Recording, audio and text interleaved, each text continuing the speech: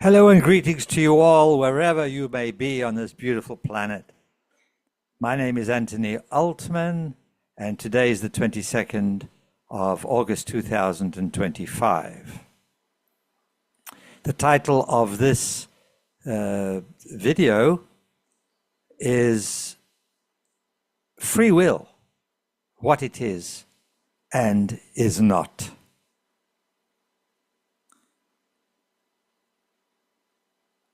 On my various media, like Instagram, I have made a couple of short, under like 3 minutes, in order to present this concept.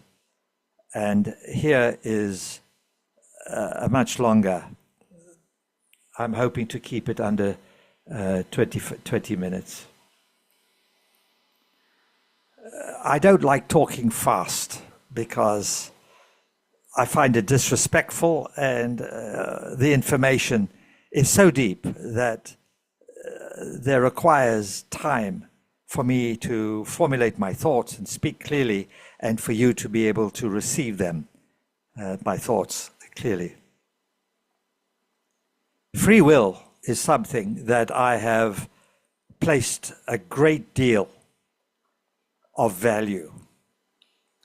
I have discussed with my wife, who is the astrologer in the family, and who keeps telling me that, you know, the astrological settings of today mean this is going to happen and that's going to happen. And I've always said to her, you know, I do feel that astrology gives us an indication of what energy we are to play with, but everything is dependent upon my free will, because I find it rather distasteful to think that whatever I'm experiencing in life is dependent upon anything and everything external to myself, external influences, other people, astrological influences, astronomical influences, all sorts of things. I firmly believed that my life, good, bad, or indifferent, success or failure, was totally dependent upon my choices and my free will. Well, today I had a revelation. I do a lot of learning. I listen to a lot of different people saying different things, and I read a lot of papers and articles in order to help me develop a greater understanding, a greater awareness of the trajectory of my own life. I'm very keen on my inner self-development of my vast human potential, which is the same as you. Unfortunately, most people don't know this and they just ignore it. I want to develop more potential, and this is another worthy video. I have so much to talk about. And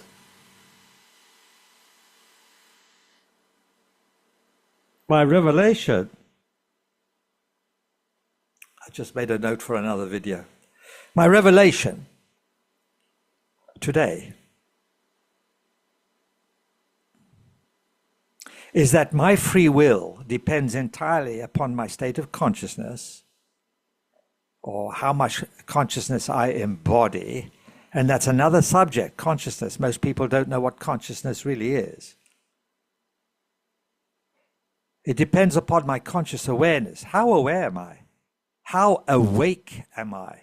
Am I still asleep? To what degree am I asleep? Is my ego running rampant, distracting me, misleading me? Is my ego balanced? Am I more balanced? What psychological issues that I have accumulated in this lifetime and brought with me from previous lifetimes that govern how I think, what I think,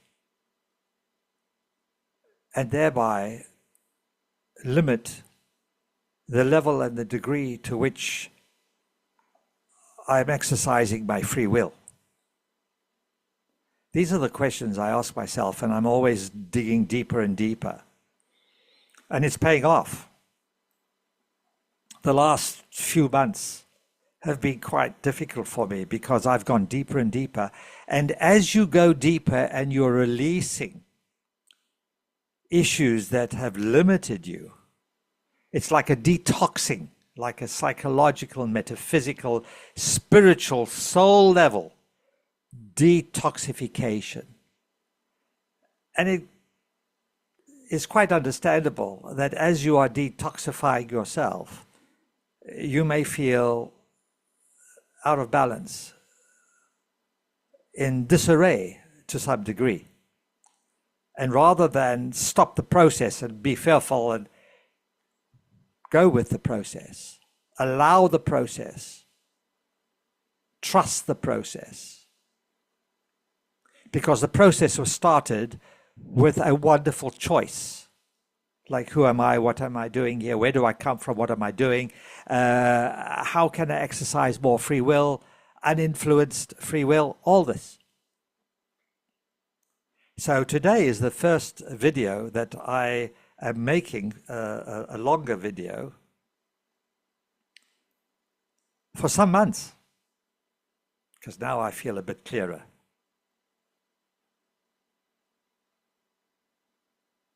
I know that when I incarnated into this life, when I was born, I brought with me a fair amount of negative and positive karma. And the same thing actually applies to everyone who is born here, even those who are walk-ins, another story. Everybody who's embodied here has brought with them their baggage. The difference that separates two groups of people, the ones who know and are doing their best to develop themselves, and the ones who don't know and are not interested in developing themselves, are the ones who are aware that they have baggage, compared to the ones who do not know that they have baggage.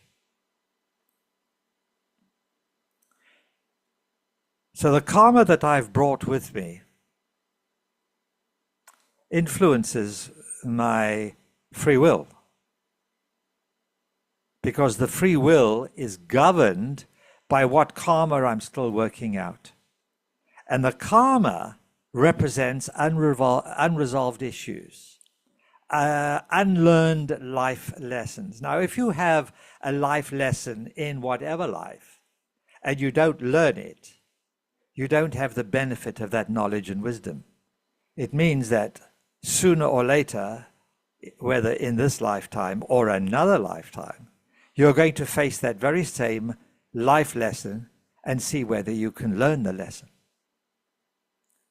Until you learn the lesson, your free will is governed by not having learned that particular life lesson. So whenever you make a choice, it's governed by, influenced by, predicated by however you think, what you think, your fears, your weaknesses. That's not real free will. That's an illusion of free will.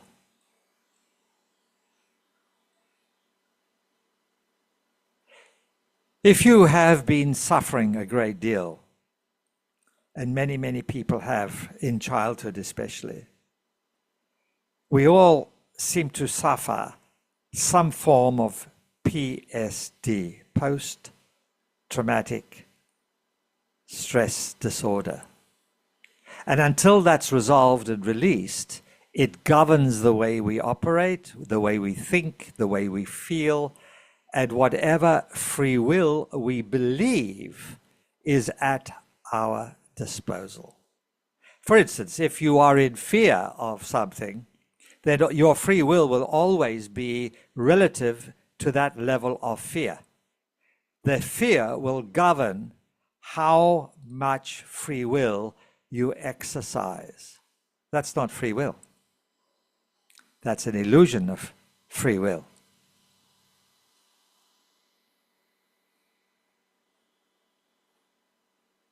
In order to have true and authentic free will, we are to clear our inner slate of whatever karma we have, specifically negative karma, karma that limits us, the PTSD that we may have suffered from birth, relationships that have gone sour, or they seemed to go sour, or they didn't go the way we wanted. We exercised our free will to marry somebody, and it didn't work out. That was free will, but it was free will governed by fear, need, weakness, feeling of inferiority. And so the relationship didn't work out, and there was a lot of stress, especially if the children are involved. And then that stress, that PTSD that results from that, just limits even more your ability to make free will choices. So healing on whatever level is necessary is of paramount importance.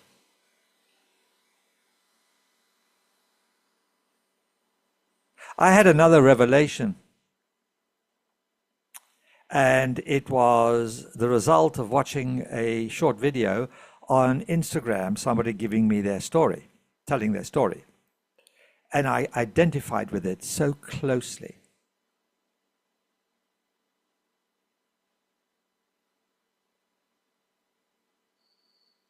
The story with this particular woman was that she was in France, living there with her family, and she decided to go traveling. And she went to Africa and the Arabian Peninsula, and she had a wonderful few years. And then for some reason, she returned to her family in France. And they rejected her because they did not approve of her traveling around in Africa and the Arabian Peninsula, or wherever she went, or whatever she did. They did not approve. And it caused her a great deal of stress.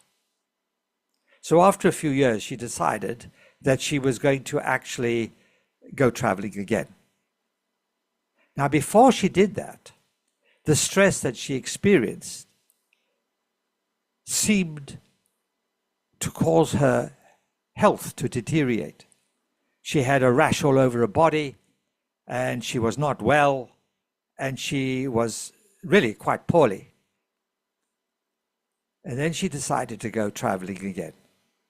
And as soon as she did what she wanted, for her reasons, her fulfillment, her health improved and the rash disappeared. And the inimitable words of Joseph Campbell, the American philosopher, deceased now, came back to me. Follow your bliss. Do what you love and love what you do. Because if you don't, you're going to be stressed. And depending upon that level of stress, you're going to have some kind of PTSD. Your health will start deteriorating and manifest in all sorts of forms. It's a known fact that many of our illnesses are stress-related. And this kind of stress, not doing what you love, and not loving what you do, not following your bliss, causes a lot of stress to people, certainly to me. And I've experienced something like this. I've traveled a lot. And I feel that whatever geographical location you're in, if it doesn't resonate with you, then it's time to consider moving on. Now, this is free will, an improved free will. Staying where you are and suffering, you think it's free will, but it's governed by your stress level. Geographical locations can be very, very significant because it's of the energetics. It's where you resonate. If you're dissonant in some geographical location or in some relationship situation or some job, there will be suffering. And it could manifest in your health, whether it's physical, mental, emotional, spiritual, psychological. Could be any of those things or all of them. So in order to develop free will, you are to take measures, learn how to clear